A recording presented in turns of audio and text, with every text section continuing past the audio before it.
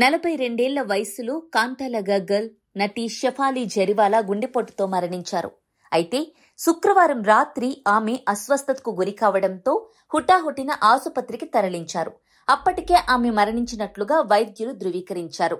ఇవి మొదట షెఫాలి జరివాలా మరణ వార్త తెలిసిన వెంటనే వచ్చిన వార్తలు.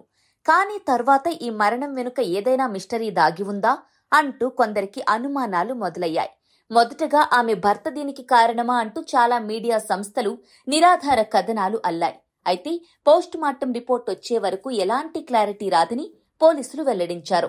ఇక సెలబ్రిటీలు మరణిస్తే సహజంగానే స్పెక్యులేషన్స్ ఎక్కువగా ఉంటాయి. పలానా మాజీ ప్రియుడికి చివరి మెసేజ్ అంటూ ఇప్పుడు కాంతాలగా గర్ల్ షెఫాలి జరివాలా చివరి మెసేజ్ గురించి ప్రముఖ హిందీ మీడియాలో వెలువడిన కథనం అందరి దృష్టిని ఆకర్షిస్తోంది. అసలు షెఫాలి పరాగ్ త్యాగిని పెళ్లాడక ముందు ఎవరిని ప్రేమించింది?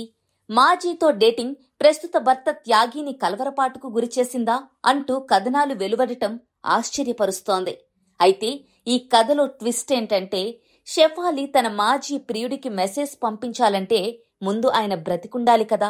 ఏంటి ఆశ్చర్యపోతున్నారా? అవును, మీరు వింటోంది నిజం. షెఫాలి మాజీ ప్రియుడు ఎప్పుడో మరణించారు.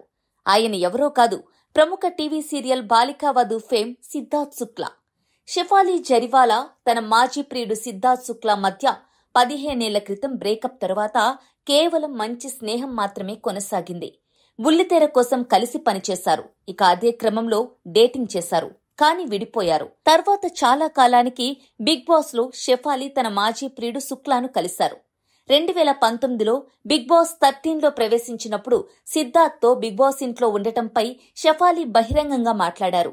తన గతం ఏదైనా కానీ ప్రస్తుతం ఒకరికొకరం పరిణతితో వ్యవహరిస్తామని షెఫాలి క్లారిటీ ఇచ్చారు. ఇక సిద్ధార్థ్ శుక్లా 2021లో అకస్మాత్తుగా గుండెపోటుతో మరణించిన సంగతి మనకు తెలిసిందే. ఇక ఆ సమయంలో షెఫాలి సోషల్ మీడియాలో అతడికి భావోద్వేగ నివాళిని పోస్ట్ చేశారు. బిగ్ బాస్ నుంచి వారి హృదయపూర్వక కౌగిలింతల పాత ఫోటో పోస్ట్ చేస్తూ, ఈ రోజు నీ గురించి ఆలోచిస్తున్నాను, కేవలం దోస్తెట్ సిద్ధార్థ్ శుక్లా అని రాసుకొచ్చారు.